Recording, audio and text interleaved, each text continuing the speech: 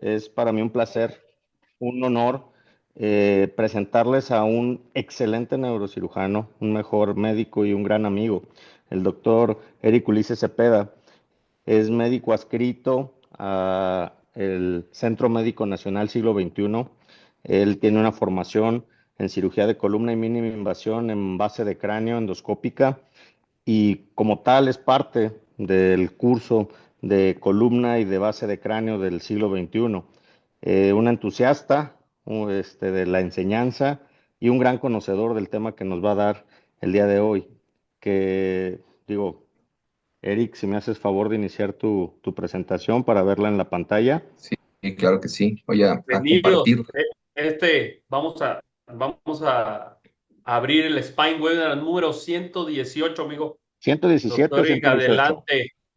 Fusión espinal, biomateriales, ciencia y arte, aquí en el módulo de cirugía de columna de mínima invasión. Doctor Cepeda, micrófonos, por favor, ayúdenos. Apague micrófonos, por favor. Bienvenido, Eric. El podium es todo tuyo. Muchísimas gracias a todos ustedes y nuevamente gracias por la invitación.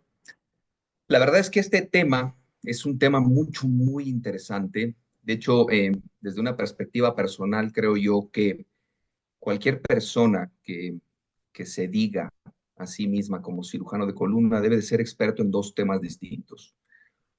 Uno, en lo que es el balance sagital, esto de mantener una enfermedad, hasta una enfermedad discal es capaz de modificar el balance sagital. Entonces, un cirujano de columna debe de manejar esto, pero también debe de entender y ser experto en cómo lograr la fusión espinal.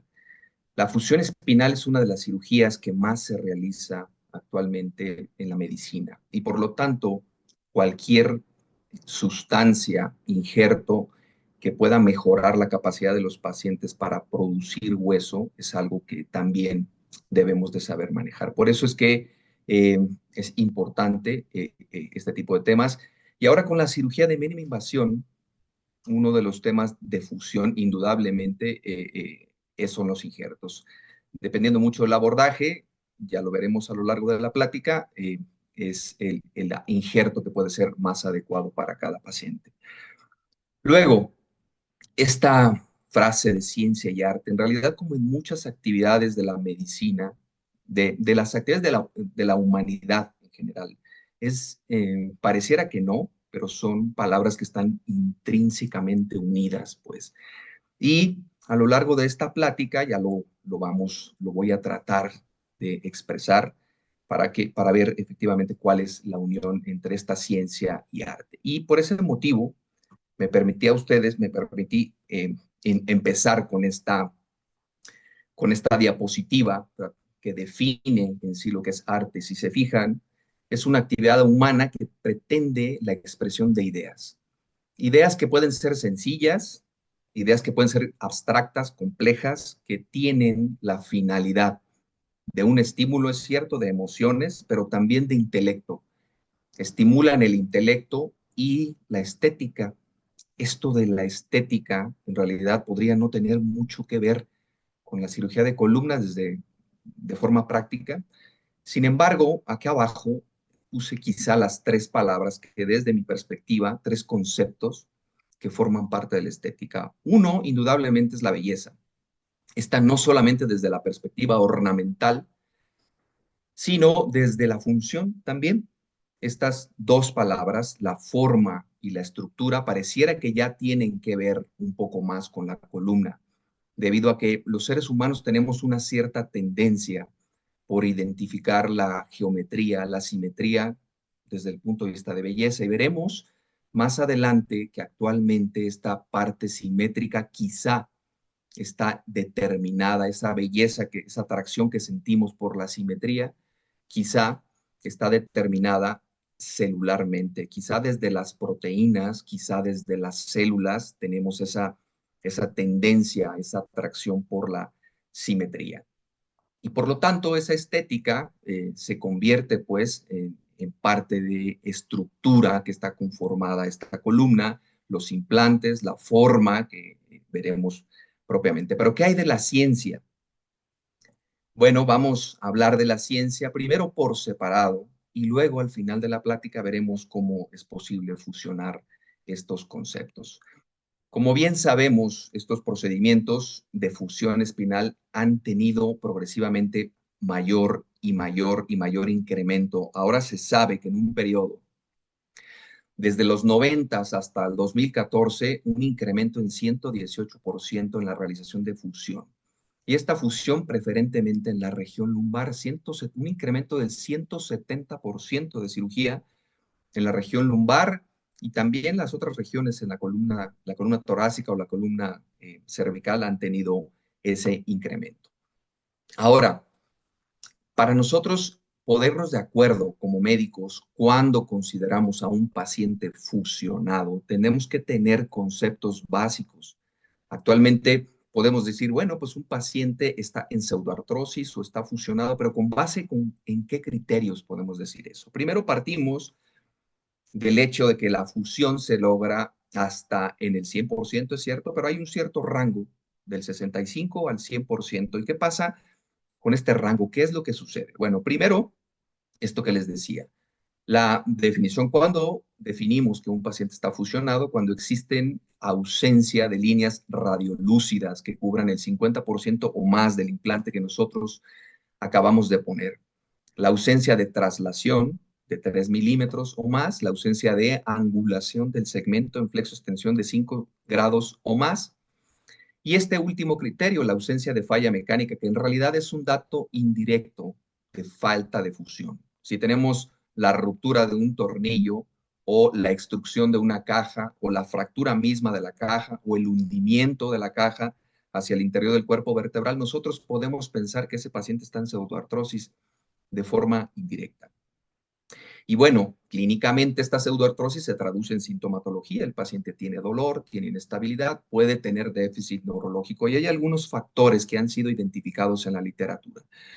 Como vemos, esta revisión de la literatura y metaanálisis, que es reciente de este año, de 2025, logró identificar algunos factores de riesgo. Están divididos en dos partes. Por un lado, los factores que están relacionados con el paciente y los factores que están relacionados con la cirugía. Esto es importante porque hay factores que podemos modificar desde el punto de vista médico, los podemos disminuir y hay otros factores que no. Esta primera diapositiva expresa los factores relacionados con el paciente y del lado derecho, en el centro, en los numeritos, en la columna del centro, vemos el odds radio de estos factores de riesgo identificados por esta revisión. Fueron 39 estudios los que se valoraron y el principal factor de riesgo, uno de los principales factores de riesgo es el tabaquismo. Cuando está presente se incrementa en 1.5 las posibilidades de falla de fusión espinal. La deficiencia de vitamina C, de vitamina D, en un odds radio de 2.4 con un intervalo de confianza significativo, y la diabetes también en este artículo está relacionada con la falla en la fusión. Y estos factores que les decía, los factores que están relacionados a la cirugía, si se fijan, muchos de estos factores se pueden modificar. Quizá el último, el de la fusión, el tipo de fusión que se realiza, no, porque depende mucho de la indicación del paciente, pero en la utilización, por ejemplo, de un aloinjerto versus un autoinjerto es un factor de riesgo para falla de fusión, para pseudoartrosis. La ausencia de uso de proteína morfogenética ha sido catalogado con un odds radio de 4.4 como factor de riesgo para pseudoartrosis, o la utilización de tornillos transpediculares convencionales. Este es un tema muy interesante. Yo en lo personal, en la práctica clínica, solamente utilizo tornillos convencionales. Los expandibles, en realidad nunca los he utilizado en mi vida y es un factor de riesgo para pseudoartrosis, según este artículo. Y el tipo de fusión, los abordajes posterolaterales con fusión intertransversa es un factor de riesgo para falla de la fusión. Versus estos abordajes laterales que son actualmente realizados como cirugía de mínima invasión. Esta cirugía de mínima invasión no es un factor de riesgo, según este artículo, no es un factor de riesgo para falla de fusión. Y tampoco el número de niveles que se utilizan en la fusión, tampoco es un factor que está relacionado con la presencia de falla.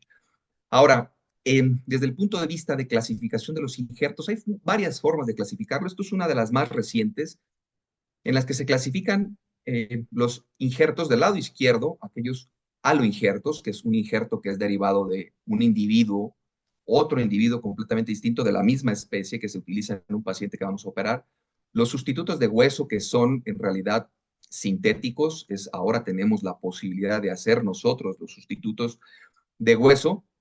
Y quizá lo más interesante de esta clasificación son estos injertos. El injerto de cresta ilíaca que generalmente utilizamos cae aquí, en los injertos autólogos no vascularizados. Los injertos autólogos vascularizados son aquellos injertos en los que se toma, por ejemplo, esta misma cresta ilíaca y sin desinsertar el músculo, que sería el músculo cuadrado lumbar, este músculo, este hueso, preservando la mayor cantidad de pericráneo, de periósteo, entonces se puede trasladar al sitio donde se busca hacer la fusión. Y estos dos últimos, del lado derecho, estos dos últimos injertos, que son injertos autólogos, es uno pediculado y uno libre. Esta clasificación en realidad nos obliga a nosotros a hacer la diferenciación entonces entre lo que es un injerto y un colgajo. Un injerto es todo aquel sustituto de hueso, es todo aquella sustancia que se utiliza para potenciar la producción de hueso, pero que depende de la irrigación del lecho que recibe ese injerto. Y el colgajo no depende de esa vascularidad. El colgajo está ya sea pediculado o que tiene la irrigación a través de un músculo o que es trasplantado de una zona completamente distinta y se tiene que hacer una anastomosis arterial o venosa. Estos son los injertos libres. Esa es la diferencia entre un colgajo y un injerto. Y es importante considerar esto porque evidentemente existen propiedades que nosotros debemos de tomar en consideración para elegir el injerto más adecuado. Y estas son clásicamente las tres características que debemos de considerar. Un injerto es osteogénico cuando tiene la posibilidad de diferenciarse a hueso, es decir, tiene la posibilidad de crear células osteocitos propiamente. La osteoconductividad es una propiedad que en realidad se refiere al hecho de proporcionar el andamiaje, la superficie sobre la cual debe crecer el hueso. La osteoinductividad es la propiedad de hacer que las células mesenquimatosas se diferencien a osteoblastos. Y entonces, con base en esto, si vemos la característica o el injerto autólogo cumple con estas características, por lo que se considera el estándar de oro de comparación con el resto de los injertos. Pero sucede algo muy llamativo en la literatura, que es el injerto autólogo, el estándar de oro, pero parece que en las comparaciones científicas, en realidad, la fusión está igual que en un injerto autólogo o incluso más alta cuando se utilizan injertos incluso sintéticos. Ya lo vamos a ver. Y a pesar del injerto, a pesar de que es el estándar de oro, pues resulta ser que en realidad la tasa de fusión es muy similar y es algo muy interesante a comentar.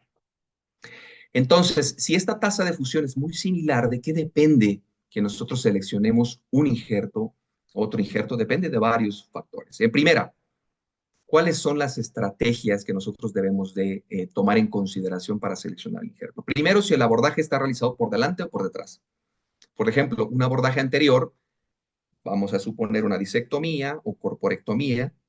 En realidad, el mismo abordaje requiere poco daño a los tejidos blandos propiamente. Existe la separación, por ejemplo, del peritoneo o a lo mejor una división de un músculo, pero también tiene la desventaja de que se tiene poco hueso autólogo del paciente de forma local. Y aquí quisiera hacer un paréntesis, esta otra clasificación entonces, injerto autólogo local versus que requieren una incisión separada, como el injerto de la cresta ilíaca, como un injerto de una costilla, por ejemplo, que requiere una incisión por separado. Los locales no requieren una incisión extra, pueden ser osteofitos tomados del mismo paciente o la lámina o la faceta, como en el caso de las cirugías realizadas por vía posterior, en las que tenemos un hueso, una mayor cantidad de hueso, porque quitamos lámina del paciente, porque hacemos facetectomías, porque el mismo proceso espinoso puede ser tomado como injerto autólogo local y esto favorecería, porque este injerto autólogo es un injerto osteogénico. Pero este abordaje por vía posterior causa mayor lesión microvascular, compromete la irrigación del lecho y evidentemente el riesgo, ya lo veíamos en ese estudio, pues, de factores de riesgo, causa mayor probabilidad de pseudoartrosis. Y el multinivel, si nosotros vamos a operar varios niveles, quizá lo poco que se, incluso por cirugía posterior, podría ser que el hueso que nosotros tomemos no sea suficiente para hacer una fusión importante sólida. Estas son quizá las primeras estrategias, las primeras condiciones que nosotros debemos de tomar en consideración al momento de seleccionar un injerto. Luego, ¿qué características entonces debiera de tener? No solamente esta osteogenicidad, osteoinductividad o osteoconductividad debe tener un injerto ideal para funcionar. También debe de dar un soporte estructural inicial. Y nuevamente aquí esta palabra estructural, por lo que estábamos comentando de la parte artística inicial, estamos hablando de estructura propiamente, de alguna construcción. Y este injerto ideal debiera de tener estas dos características, están muy relacionadas, debe tener pocos efectos inflamatorios, no debe tener inmunogenicidad, la capacidad de provocar respuesta inmune, y debe de lograr una fusión rápida. Y esta fusión rápida está indudablemente vinculada con la vascularización y la integración ósea, que hay varias características de estos injertos que favorecen esa integración ósea. Este, por ejemplo, es un metaanálisis nuevamente reciente, 2024, en el que se estudiaron 64 estudios tratando de comparar injertos, autoinjertos, aloinjertos, los autoinjertos cresta ilíaca y locales, los aloinjertos y los aloplásticos, que son injertos sustitutos sintéticos propiamente, como el fosfato tricálcico, que se ha utilizado frecuentemente, o la hidroxiapatita. En estos y se trató de identificar las tasas de fusión. Si nosotros vemos las tasas de fusión, en realidad se parecen mucho. Miren, 88% la cresta, el injerto local 95%, el aloinjerto 87%, aloplásticos 85%. Y el riesgo de pseudoartrosis de forma general, en este artículo de revisión de la literatura, 14% en la región lumbar y 4% en la región cervical. Y luego de ahí la divide por dependiendo del injerto utilizado, pero también quizá un poco más alto. Eso parece contradictorio que tenga el injerto local 95% de fusión, pero 10% de pseudoartrosis, como que las cuentas no salen. Bueno, en realidad eso es porque algunos artículos reportaron la tasa de pseudoartrosis, otros artículos no, y solamente compararon los artículos en sí, los que reportaron la pseudoartrosis, y el porcentaje fue este de 10%.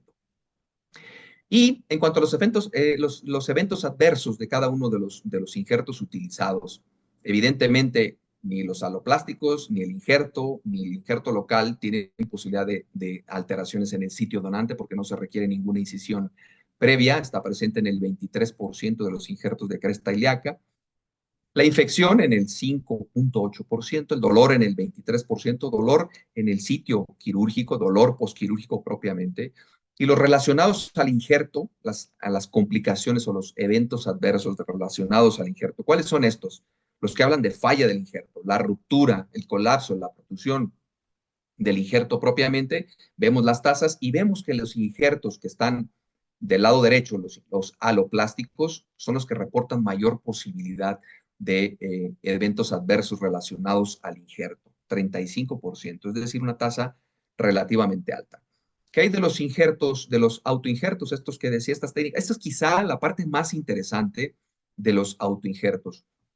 Estos injertos que pueden ser tomados, vemos aquí en la imagen del centro una costilla que fue completamente movida de su lugar para hacer una fusión posterolateral a través de conservar su pedículo y hacer una fusión directa de una anastomosis de la arteria y de la vena. Esto es lo que les decía arriba a la derecha, este injerto de cresta ilíaca con el músculo cuadrado lumbar que puede ser llevada al sitio para hacer fusión posterolateral, o los procesos espinosos también, que el músculo multifidus en realidad nunca se desinserta, se quita el proceso espinoso y entonces se gira el músculo para poder llevar ese hueso a donde se necesita. Desgraciadamente, estas técnicas se realizan en muy pocas ocasiones. Son pacientes que en realidad tienen grandes problemas, osteoporosis o infección o problemas con cáncer o reintervención. En realidad estas técnicas se realizan poco, por lo tanto es difícil tener resultados en la literatura, pues, que nos digan qué tan eficientes, qué tan efectivos son este tipo de procedimientos. Esta es una revisión en la que se hace la comparación de injertos sustitutos, de hecho, que son sintéticos, pues propiamente una revisión reciente de 2024.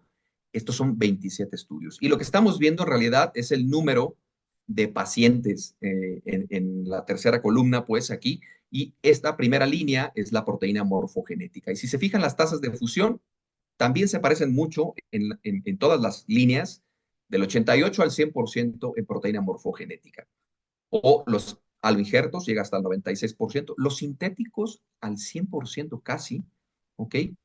Y los péptidos promotores pues, de crecimiento óseo en 93%.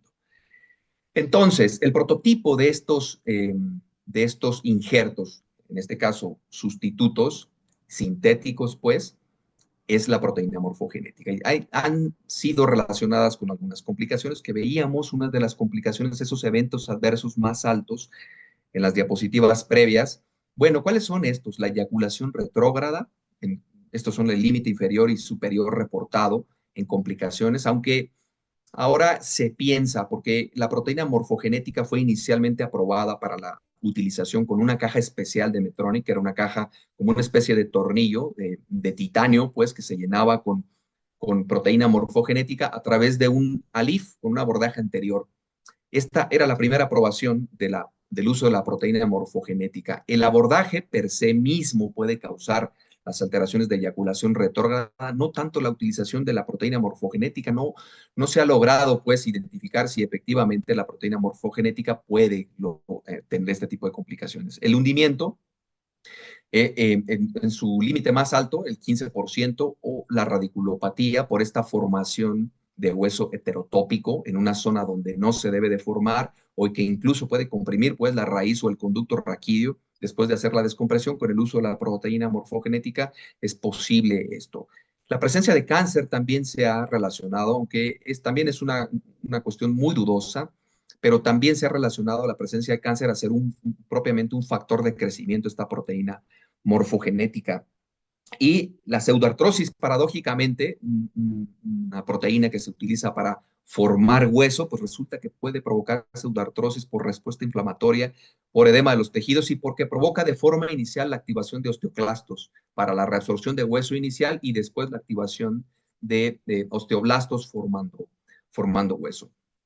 Por eso, alguna de las recomendaciones, si nosotros comparamos los colgajos vascularizados versus la proteína morfogenética o cualquier otro instrumento, cualquier otro injerto sustituto, entonces, si se fijan, muy similares. Son cirugías complejas, cirugías de baja calidad ósea, con osteoporosis, pues, con osteomelitis, es decir, con infección, con radiación previa, o pacientes con cáncer. Quizá la única diferencia son dos. Uno, el defecto óseo de 5 centímetros o más puede ser mejor llenado o mejor suplementado con un injerto libre, por ejemplo, de peroné, para llenar este defecto de 5 centímetros, o la proteína morfogenética, por ejemplo, que en realidad nunca se debe de usar en una vía cervical anterior. Y esto porque es capaz de producir edema en los tejidos blandos y con potenciales consecuencias fatales en los pacientes con un edema laringio o un edema que dificulte pues la respiración y que sea necesario tratar de forma urgente. Por eso es que está en realidad contraindicado. Sí, para atrás, sí se puede utilizar en cirugía cervical posterior, no en cirugía cervical anterior. Y luego, una perspectiva a tomar en consideración, en realidad son precios de referencia estos de aquí, porque el dinero siempre es una limitante. El dinero, si vemos nosotros, por ejemplo, la utilización de 30 mililitros de chips de esponjosa, está alrededor de 20,000 pesos. Hice la conversión aquí a dólares en la columna del lado derecho, pero vemos si comparamos, por ejemplo, la proteína morfogenética, 5 mililitros, nos cuesta arriba de 100,000 pesos. Entonces, también la economía juega, es un factor que entra en juego para seleccionar adecuadamente el injerto que nosotros vamos a necesitar. Luego, una de las cosas que más nos puede estimular cognitivamente es esto que vamos a ver actualmente. Es en realidad tecnología de punta, lo que estamos viendo actualmente son estos mecanismos pues, de impresión en 3D. Existen diversas técnicas. Esta es una técnica de inyección de material en la que se mete un polímero a un cartucho como una impresora de inyección a tinta, se mete un cartucho a esa impresora y la impresora va llenando capa por capa progresivamente un polímero. Y ese polímero en ocasiones puede ser necesario curarlo con luz ultravioleta para fomentar esa polimerización muy rápida, como el metilmetacrilato, por ejemplo, pero que gracias a esta técnica se han ido implementando diversos, en la medicina incluso, diversos prótesis, como por ejemplo esta prótesis craneal de PIC que se hace con este medio. Pero si se fijan, esta manufacturación por adición, que es eso que se le van adicionando cada vez más capas y capas,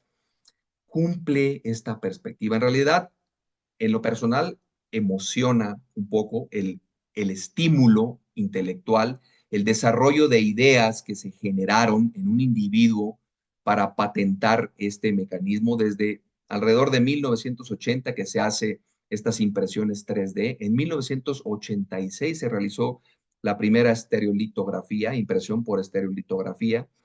Es decir, es un conjunto de ideas que se plasmaron en la utilización de diversos materiales. En este caso, PIC, en esta imagen que estamos viendo de forma inicial, pero también puede ser titanio, también puede ser fosfato tricálcico, hidroxiapatita. Se utilizan materiales plásticos y que tienen la función propiamente de ayudarnos, de mejorar nuestra calidad de vida, nuestro bienestar propiamente. Otra técnica más, esta es una técnica muy interesante para la implementación, perdón, para la implementación de cajas impresas en titanio.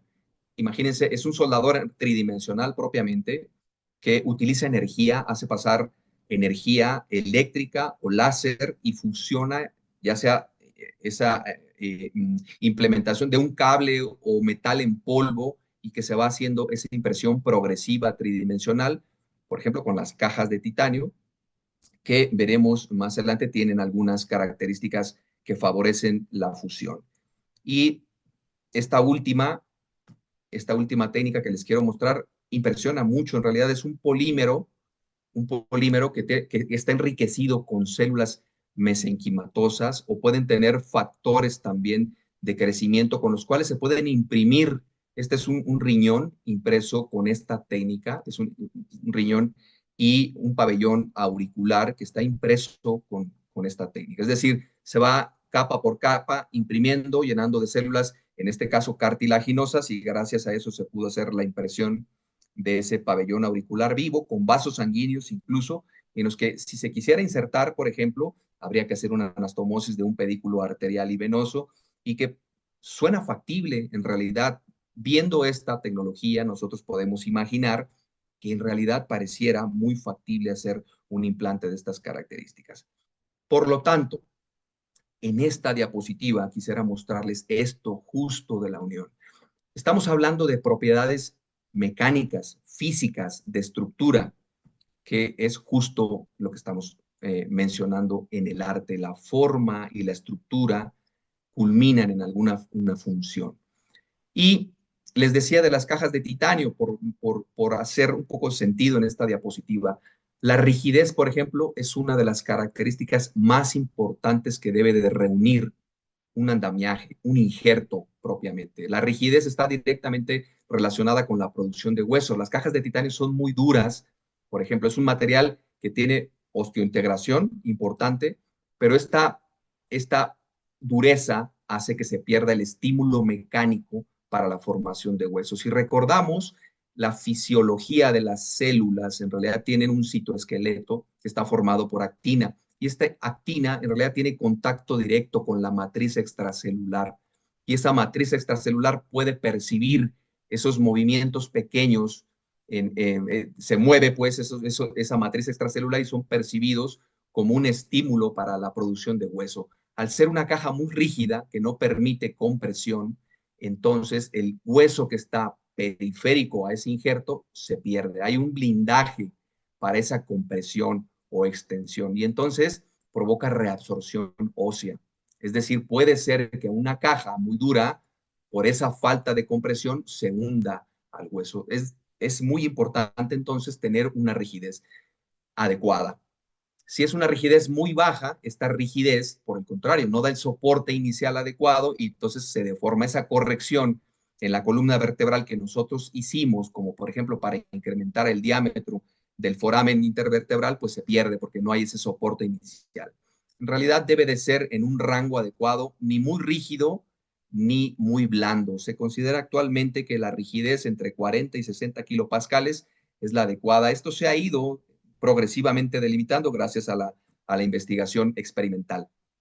El tamaño y la configuración del poro, otra característica mecánica propiamente. Estamos hablando de qué tan grande deben de ser los poros. A ver, si tenemos una caja que es sólida y que no tiene poro en un espacio que mide más o menos 1 centímetro de alto, que es el espacio del disco intervertebral, pues entonces el trayecto para formar esa brecha que debe ser llenada por hueso es difícil en realidad que se logre, porque no hay ese puente de vinculación entre la plataforma de arriba y la plataforma de abajo. Por lo tanto, la caja adecuada debe tener poros. ¿Pero qué tamaño del poro? Un poro muy pequeñito, por ejemplo, limita la presencia de un vaso sanguíneo ahí. Y un poro muy grande, por ejemplo, ese vaso sanguíneo, pues es vital para la alimentación de la célula productora de hueso. Pero un poro muy grande, por ejemplo, hace que el espacio sea muy grande para llenarlo de células óseas. Y entonces, en realidad, tenemos que identificar el tamaño de poro adecuado. También hay investigación al respecto. Ahora se sabe que de 200 a 400 micras es el tamaño que pudiera funcionar. Pero no solamente eso. Aquí viene lo más interesante. Lo más interesante es que deben de ser simétricos. Ese tamaño del poro debe de ser pequeñito en la periferia y más grande en el centro. De alguna forma, aunque no se sabe con certeza por qué, pero esa estructura simétrica de alguna forma, con una distribución homogénea de los poros, hace que sea más factible que las células se adhieran a eso, por esto de la rigidez, por esto del tamaño del poro, la diapedesis, la migración de las células es favorecida por este tamaño adecuado del poro y por la configuración. Luego, la topografía, estamos hablando de la superficie propiamente. Un injerto que es liso favorece poco la formación de hueso, a diferencia del tejido rugoso, y se ha visto que esta rugosidad en realidad debe ser a través de surcos con un cierto grosor de surcos, favoreciera más la presencia de formación de hueso y la adherencia de estas células mesenquimatosas o osteoblastos o formadoras de hueso con la idea de formar estos puentes de hueso entre ellas. La capacidad de carga se refiere a la capacidad de fatiga del injerto que nosotros ponemos. Al poner un injerto, sea cual sea, se va a someter a cargas de flexo-extensión, de inclinación lateral, de extensión, de rotación, la carga que ustedes quieran.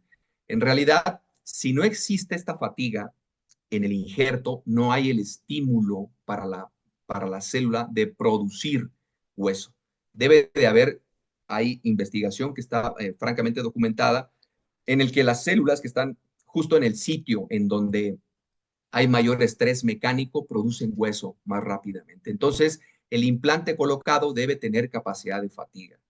Si no tiene fatiga, no se produce hueso, pero si se fatiga mucho y se fractura, nuevamente no podemos lograr la función. Debe también tener un rango de fatiga. Y este artículo habla justo esto, materiales que tienen que ver con estas características, pero los autores van un poco más allá, utilizan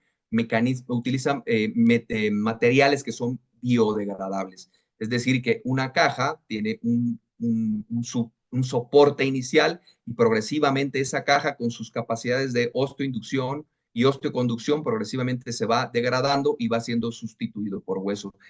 Es un estudio también reciente de 2023, fueron 22 pacientes y vean la tasa de fusión, 76% a los 6 meses y 95% a los 12 meses. Un paciente tuvo una extrusión en este artículo, pero desde el punto de vista clínico, la evolución fue favorable según lo que vemos en esta tabla. Por lo tanto, como últimos comentarios vamos a comentar. Una de las cosas más importantes desde mi criterio es evidentemente la técnica quirúrgica. Lo que decíamos, las estrategias de la cirugía que se deben de realizar. Un lecho quirúrgico que está devascularizado no sirve. Así le pongamos el mejor de los injertos para lograr esa fusión, ese puente óseo, no va a lograr fusión porque no existe el tejido vascular para fomentar esa fusión. Por lo tanto, la preparación de las plataformas, la decorticación leve sin lesionar el soporte de la plataforma y lesionar poco los tejidos blandos es la mejor opción que tenemos para favorecer la fusión ósea. Luego, otro punto importante es en la literatura, vemos que las tasas de fusión se entrelazan, se sobreponen unas a otras. ¿Por qué pasa eso en realidad? Porque tenemos un poco un consenso, que nos hace falta en realidad tener un consenso. No tenemos la definición adecuada, no se utilizan en todos los artículos de investigación la misma definición de fusión y los métodos de identificación de fusión, hay artículos que lo hacen con rayos X, otros con tomografía, otros a los 2 meses, a los 6, a los 12 meses. Y esto es importante porque cada material utilizado tiene un perfil distinto de fusión, ya lo vimos aquí a lo largo de estas diapositivas, y complicaciones que son completamente distintas unos de otras. Por eso la selección de los injertos debe ser basado en el perfil del paciente. ¿Qué tipo de paciente tenemos? ¿Qué tipo de cirugía le vamos a hacer? Y evidentemente lo que estamos nosotros acostumbrados a manejar. Y esta manufacturación automatizada es el ejemplo mismo entre la fusión de la ciencia y el arte. Tenemos estructura que tiene que ver con fusión, indudablemente, y esa estructura está generada en las ideas del ser humano. El ser humano se imaginó la forma de implementar esta impresión tridimensional. Y eso nos estimula intelectualmente, claro, para seguir buscando esos materiales que favorezcan la fusión. Quisiera, en realidad, terminar esta plática con 3 preguntas que quisiera dejar abiertas a la audiencia, que sería muy interesante escuchar la respuesta de los expertos aquí en cirugía de columna. Una es, generalmente, ¿qué utilizan en la cirugía de fusión? Generalmente, ¿qué materiales utilizan? En lo personal, la utilización de chip de esponjosa con matriz ósea suplementada con hueso local del paciente es lo que generalmente utilizo, pero sería ideal escuchar de cada uno de los que quieran contestar esa primera pregunta. Luego, la otra, ¿cuándo valoran la fusión? ¿En qué momento determinan que es adecuado valorar la fusión? ¿Y qué instrumento utilizan para valorar esa fusión? Y la última es, ¿a qué dosis utilizan estos injertos? La proteína morfogenética. La proteína morfogenética está, en realidad, hay mucha variación en la dosis, 6 miligramos por nivel es lo que generalmente se ha visto que disminuye la posibilidad de complicaciones y favorece la función. Pero en el caso, por ejemplo, de la matriz, ¿cuánto utilizan? Eso también es una cuestión a considerar. Muchísimas gracias. Eric, pues no me queda más que felicitarte y agradecerte por compartirnos esta excelente plática que a veces pareciera que no es tan importante, pero le diste al clavo. Lo primero que tengo que decirte es felicitarte por no mezclar marcas, por no tener compliance en eso, ¿eh? O sea, yo creo que yo no sabría cómo hacerlo en el sentido de que siempre está la marca que tenemos en mente, que es la más común, y de repente poder trasladar eso a una plática y poderlo llevar allá, digo, para mí fue fantástico. Y primero voy a empezar diciéndote, respondiéndote la pregunta, ¿qué utilizamos? Yo utilizo matriz ósea, principalmente o autoinjerto del paciente cuando no hay mucho recurso. ¿Cuándo funcionar? Tú bien sabes que yo trato de no fusionar. Sin embargo, es importante aquí recalcar algo que tú dijiste, el balance sagital. Por ahí les tengo preparado en algún congreso que nos veamos una plática muy buena de eso. O sea, ¿cuándo realmente y qué estamos haciendo con el balance sagital? Porque pareciera que todo el mundo se puso de moda poner cajas, tornillos, y realmente el balance sagital es más allá de eso, y a veces lo perjudicamos. Y la tercera, la dosis, si te soy sincero y si alguien aquí me puede corregir, realmente nadie vemos la dosis, ¿eh? O sea, nosotros empacamos nuestras cajitas, o agarramos nuestro autoinjerto del paciente y rellenamos como pensamos que es adecuado. Entonces, eso es importante tenerlo en cuenta. Como segundo punto, eh, yo sé que estás en un centro de alta concentración, Eric, y yo sé que a lo mejor ustedes juegan con lo que tenemos en ese momento. Tú bien comentas que hay que seleccionar muy bien al paciente y hay que identificar cuál es el injerto que le conviene, ¿verdad? En este caso, ¿cómo lo resuelven? Cuando realmente a veces estamos supeditados al hecho de tener ciertos injertos que la institución nos obliga a utilizar y si eso lo cambias en tu medio privado y nada más como puntualizar el hecho para los jóvenes, para los residentes que están ahí, el hecho de que haya un importante fijación en el hecho de medir la traslación de menos de 3 milímetros, como bien lo decías, o el ángulo de flexoextensión de 5 grados, es muy, muy importante para saber si tenemos acaso o no de un injerto. Muchísimas gracias, Erika. Al contrario, muchas gracias. Sí, esto que mencionas de cómo solventarlo, evidentemente es algo que no nos gusta, ¿no? Decir, bueno, es que yo hago esto de esta forma porque en mi institución tenemos esto nada más, y entonces así lo hago porque solamente tengo esto. Es algo que en realidad no gusta porque la medicina no es así, ¿no? En la medicina le tenemos que dar la mayor posibilidad al paciente, en realidad. La opción, en realidad, cuando definitivamente no se tiene forma de comprarlo, yo creo que estos autoinjertos, esta traslación de estos injertos vascularizados, desgraciadamente en la literatura no hay pues forma de demostrarlo. La mayor parte de la literatura es experimental, que demuestre pues la efectividad de estos injertos, pero es una muy buena opción cuando se tienen casos complejos, eh, con cáncer, decíamos, con osteoporosis, con radiación. Y de lo contrario, la utilización de la mayor parte del hueso que sale del paciente con injertos autólogos locales, esa es una muy buena opción porque tiene las tres características principales. Algunos autores hablan de que como es osteofito, en realidad no es un hueso sano, ¿no? Pero bueno, este suplementado, justo como tú lo decías con la matriz, con los chips de esponjosa, que en realidad limita, no son tan caros en comparación con la proteína morfogenética y la combinación con el tejido del paciente propiamente. Algunos utilizan la punción, lo he visto yo en persona, la utilización de la punción de la cresta ilíaca, por ejemplo, para obtener células madre de ahí y también ponérselas a los chips de esponjosa. Sin embargo, en realidad depende mucho del estado de salud del paciente. Una célula madre en un paciente desnutrido, quizá hay poca posición en un paciente, por ejemplo, de 80 años, a lo mejor no tiene tantas células madre como un paciente de 18 años. Hay factores que no se saben en realidad y al momento de la punción resulta que caí en un sitio en donde no había o caí en un sitio donde sí había. Es decir, hay muchos factores que no se toman en consideración con esa punción, pero yo creo que eso sería la opción desde mi perspectiva.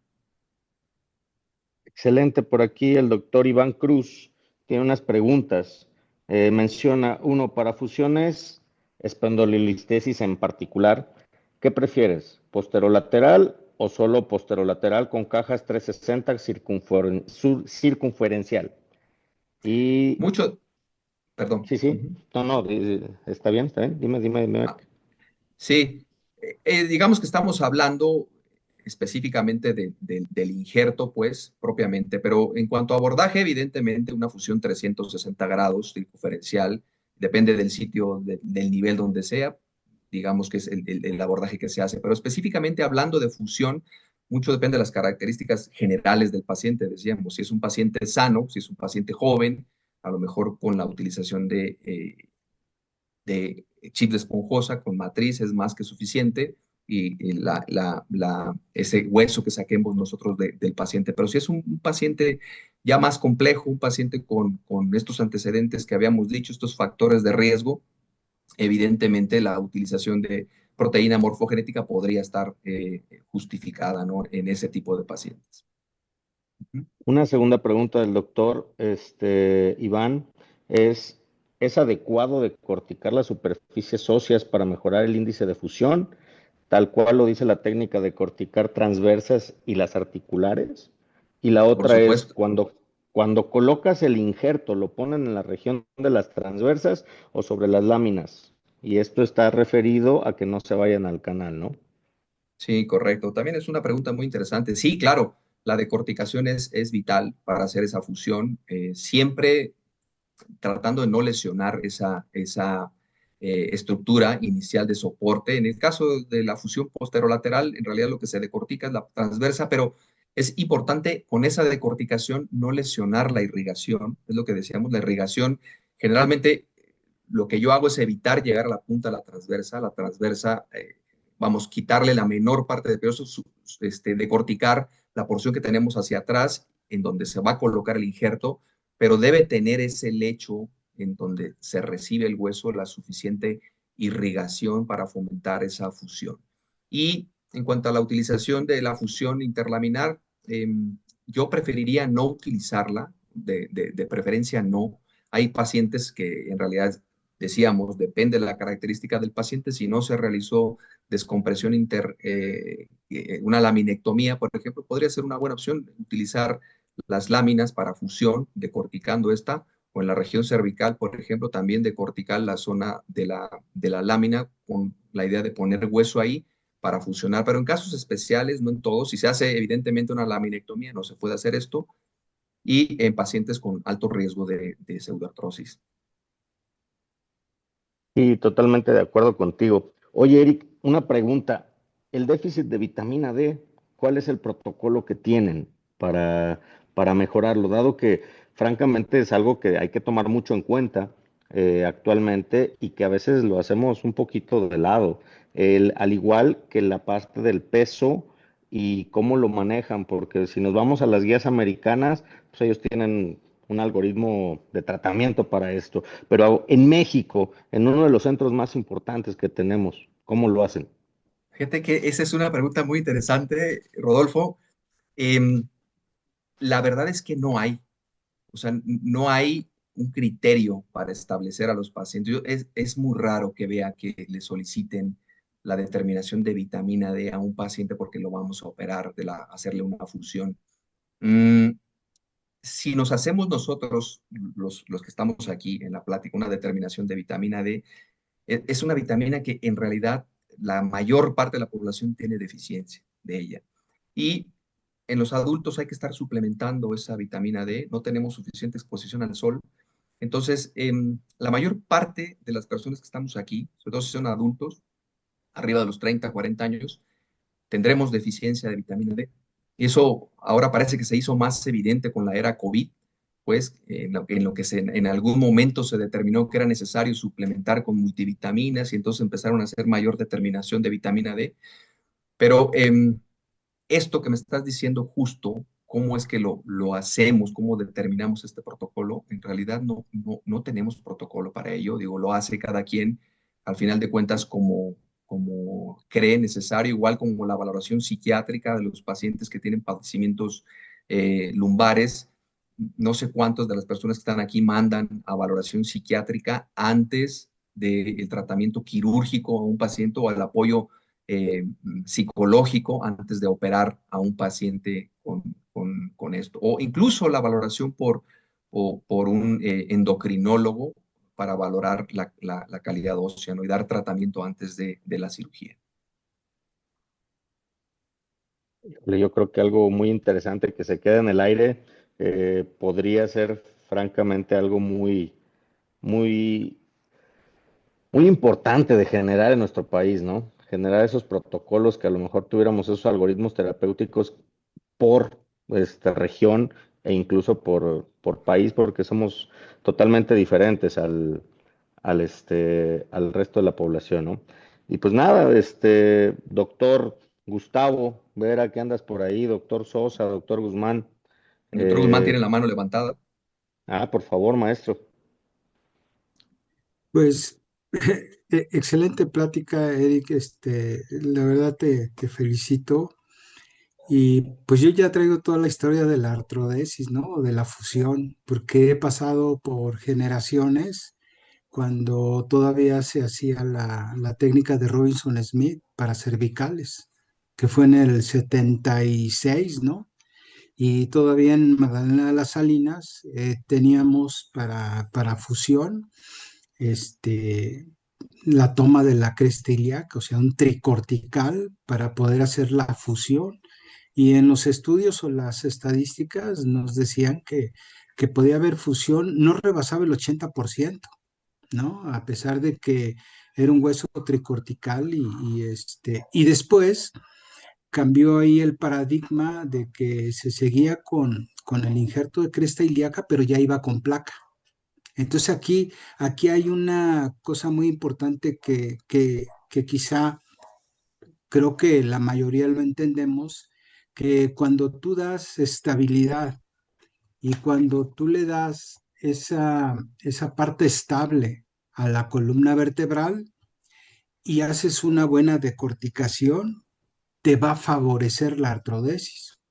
Pero si no tienes los niveles de fijación para ciertas patologías o la técnica, por ejemplo, de tipo Magels o de tipo Roy-Camin, donde todos tus tornillos no coinciden con la técnica de colocación, entonces difícilmente puede haber lo que viene siendo la falla de la fusión, a pesar de que puedas poner bien el hueso. Y muchos decíamos, ¿no? De que para que se fusione la columna, tienes que tener un buen constructo, porque tú ya lo hablabas al inicio de tu plática. Si biomecánicamente no estabilizamos esa columna vertebral, y lo que ya decía el doctor Rodolfo Guerrero, si no conocemos parámetros espinales para poder determinar las características de cada deformidad en especial y los constructos, entonces nuestra fusión puede fallar, ¿no? En este aspecto. Entonces, cuando se empezó a poner la placa con la cresta ilíaca, los índices de fusión se fueron casi hasta el 90%. O sea, había muy buenos resultados y en aquel tiempo, pues no existía la proteína morfogenética, ¿no? También me tocó para espondilolistesis de tipo degenerativa, que hacíamos la resección del disco, poníamos el implante, pero no teníamos cajas. En aquel tiempo no había cajas de PIC, ni para clip, ni para ninguna de las técnicas o de las cajas. Entonces lo que nosotros hacíamos es que hacíamos como los taquetes del arco, porque quitábamos el arco posterior, hacíamos los taquetitos y por ahí metíamos en el espacio intersomático, metíamos ese hueso, y en estudios radiográficos, como tú decías, esperábamos arriba de 2 meses para ver si la fusión ya estaba más estable, ¿no? Entonces, me tocó vivir eso, la espondilolistesis degenerativa y la espondilolistesis, la DL5S1, que también era un reto, y a veces se sacaba mucho, mucho hueso de la cresta ilíaca, y ahí hay dos técnicas para fusión, ¿no? Que es la de Wilse, y la otra es la de Watkins. Entonces tú tenías que ver si hacías la fijación in situ, pero tenías que escoger este tipo de técnica, ¿no? ¿Cuál es mejor para mí? ¿La Wilse, la Watkins para pacientes con espondilolistesis grado 2, donde tu balance sagital cumple con los parámetros adecuados o mecánicos para poder que se haga la fusión? Y después venían los problemas de las escoliosis idiopáticas del adolescente y las del adulto. Entonces aquí necesitábamos mucho hueso para que pudieran haber más fusión, y las viejas escuelas o donde yo estuve y me formé en esa parte, pues agarraban todo el injerto de las espinosas. Era mucho hueso.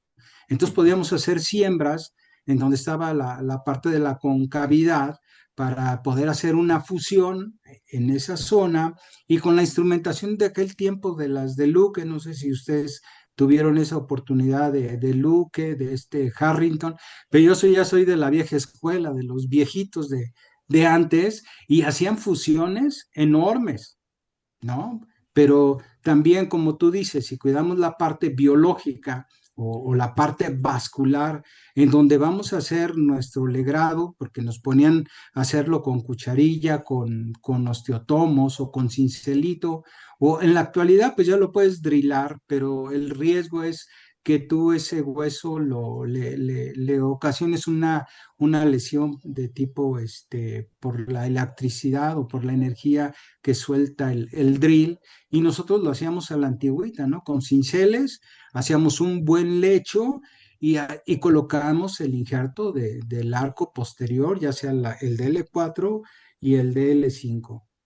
Y venía otra patología, la atlantoaxoidea, ¿no? Una inestabilidad en la cual muchos de ustedes, por ejemplo, somos entre pares todos y ustedes utilizaban la técnica, la occipito cervical a mayor extensión de un constructo de estas características, podías hacer una buena fusión con chips y con matriz ósea, pero aquí el problema era la biomecánica. Entonces perdían dos estructuras de movimiento, tanto la cráneo cervical como la atlantoaxoidea, ¿no? Entonces, nosotros preferíamos el injerto de cadáver.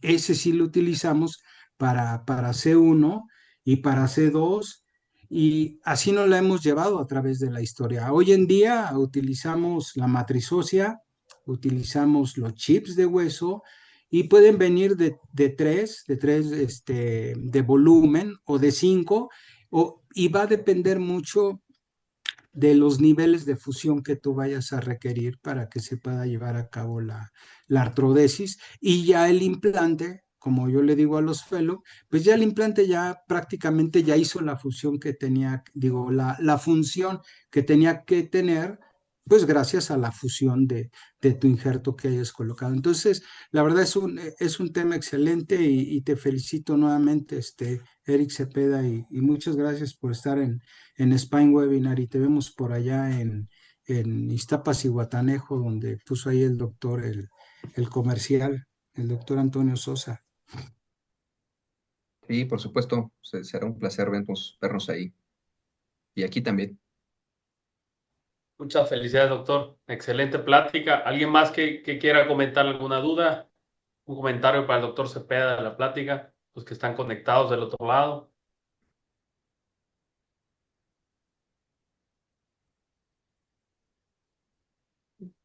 Perfecto, pues yo creo Yo, que... yo, yo entonces es que estaba viendo Adelante, amigo. si alguien No, aquí comentaba, me estoy estaba yo esperando. pendientísimo de esto y nada más.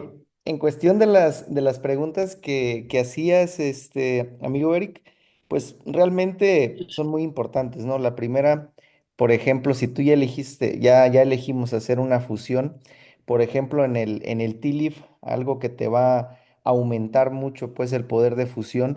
Cuando ya elegiste un TLIF, por ejemplo, lo que hacemos y lo que está hecho, ¿no? Eso no es nada de nosotros, eso ya está escrito. Con un embudito, generalmente yo utilizo el embudo del endoscopio.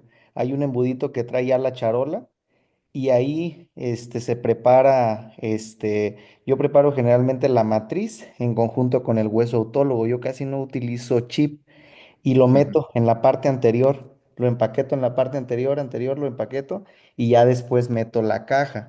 Y fíjate que, ¿cómo lo sigo?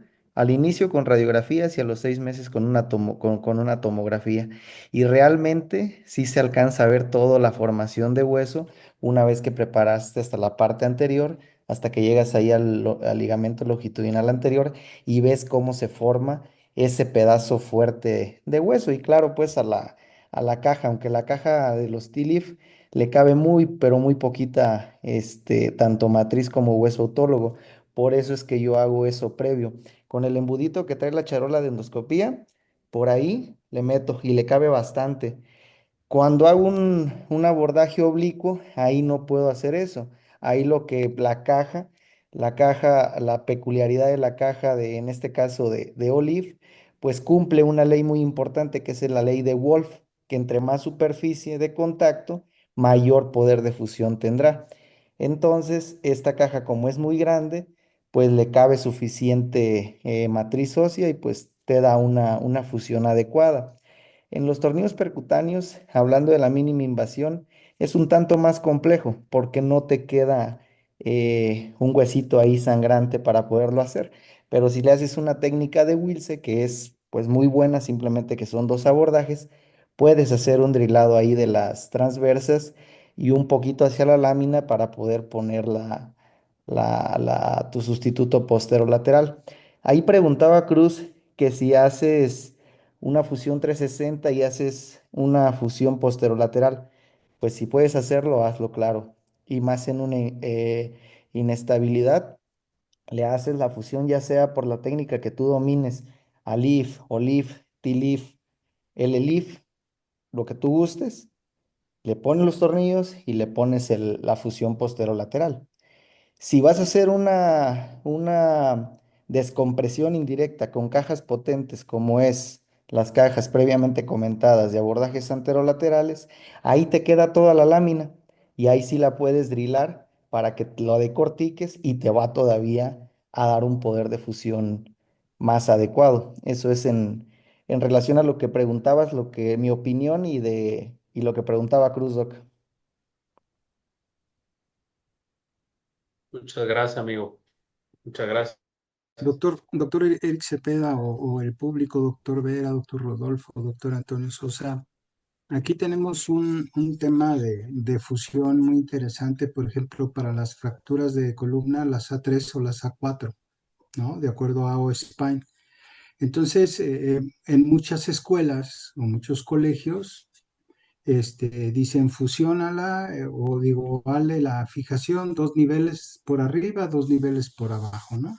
Entonces, una de las cosas muy importantes es la fusión, como usted dice, y lo ideal pues son los abordajes anteriores para poder darle ese soporte por ahí con algún material, por ejemplo, las jaulas o el Cinex de algunas empresas.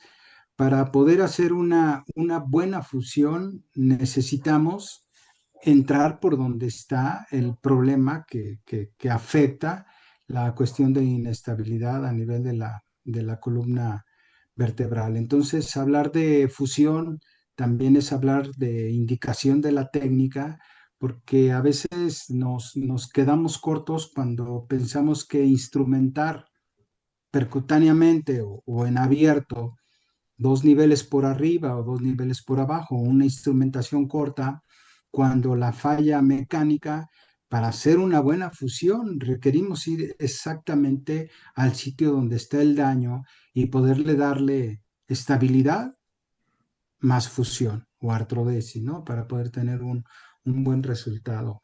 Usted, usted en su experiencia, que de las tres cosas que nos comentó usted, ¿cuánto es el tiempo? Y si es a través de una placa simple, de una tomografía axial, que creo que puede sustituir a la resonancia, y si considera o no el estudio dinámico de la región donde hizo la fusión, que usted considera que ya está fusionado, si le hace algún estudio dinámico de esa región. Sí, también muy buena pregunta, doctor. Yo creo que sí, indudablemente la realización de la fusión a veces no la tenemos en mente, pensamos que la instrumentación es suficiente y se nos olvida esta parte de la fusión, del buscar que el paciente genere hueso. Y en el ejemplo que usted puso, esta de la fijación 2 niveles arriba, 2 niveles abajo, fracturas A3, A4, esta fusión posterolateral se tiene que hacer, se tiene que poner hueso intertransverso, indudablemente preparar el lecho para buscar que este espacio se fusione. Y en lo personal, una persona sana, una persona que no tiene mayor problema, 2 meses después de la cirugía debiera estar formando una buena cantidad de hueso, a lo mejor no para sustento completo, pero debiéramos de darnos una buena idea. Lo mismo que sucede en la fractura de huesos largos,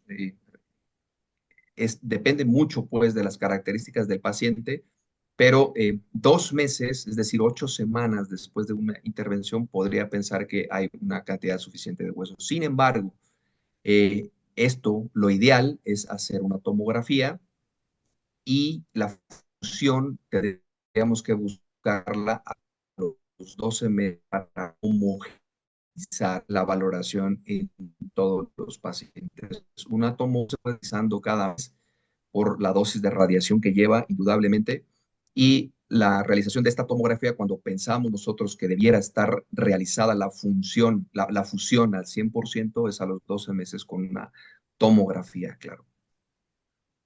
Aquí creo también, estoy de acuerdo con ustedes, pero hasta parece de repente que nos dieron una receta de cocina, ¿no? Donde dijimos hay que fusionar dos niveles arriba, dos niveles abajo, o incluso las instrumentaciones que son las más comunes de L4 a S1 en región lumbar, ¿no? Aquí hay que, creo también, hacer puntuales en decir cómo está nuestro paciente.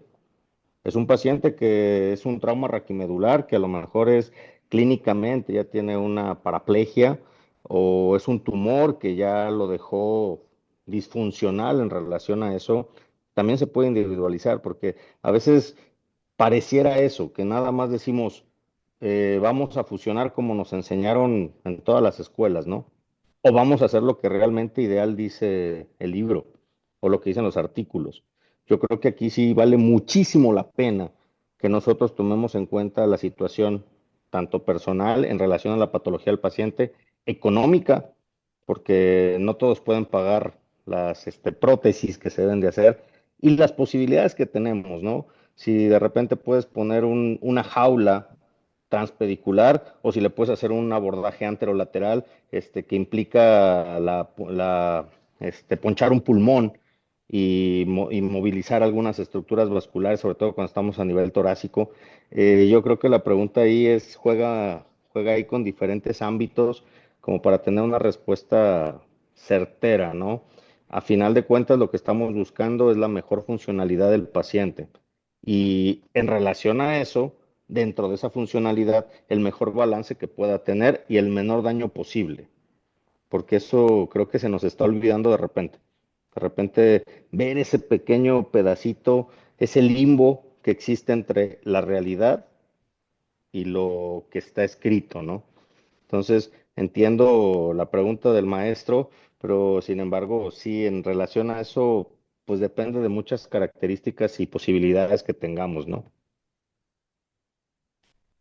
Completamente de acuerdo con el doctor Rodolfo Guerrero. Es individualizar, hacerle un traje a la medida a cada paciente. Esa idea ahora se tiene con estas últimas diapositivas que mostraba, el personalizar ese injerto a cada paciente. La anatomía es distinta a cada paciente. Entonces, un paciente a lo mejor requerirá una caja más ancha o una caja más larga o un material, otro material, depende, y también la economía, claro.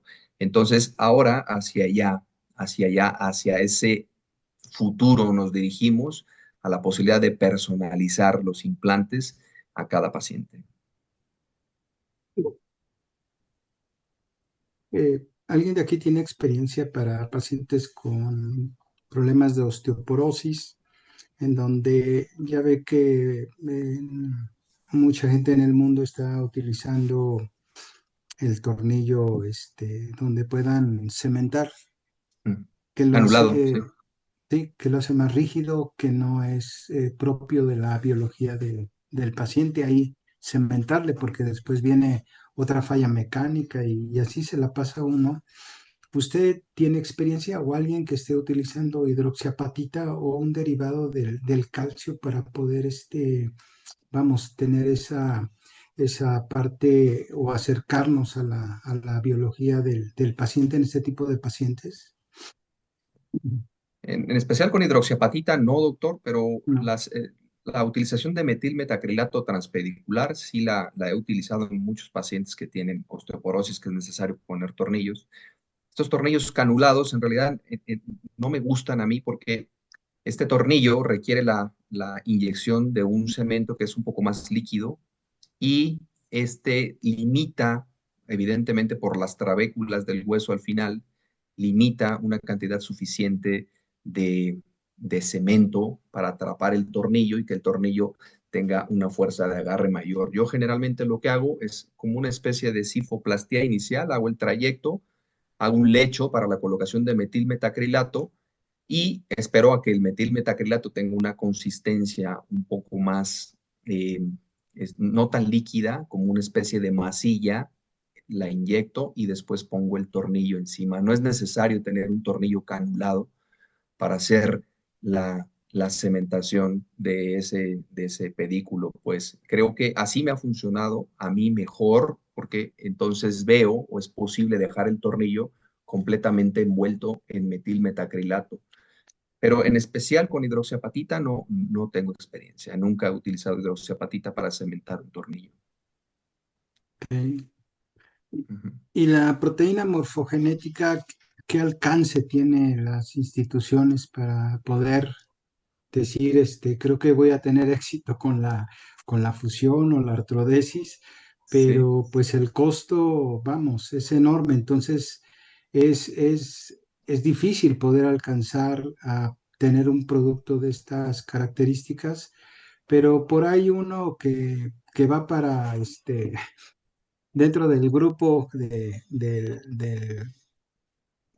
ABC, dice, es que yo sí la uso de manera común y tengo mucho éxito en ella. Cuando pues nosotros estamos tomando todavía injerto autólogo y Ujú. también quizá tenga también las mismas características, sobre todo por las diapositivas que nos presentó entre la proteína morfogenética y el injerto autólogo. Y pues yo le sigo yendo al injerto autólogo.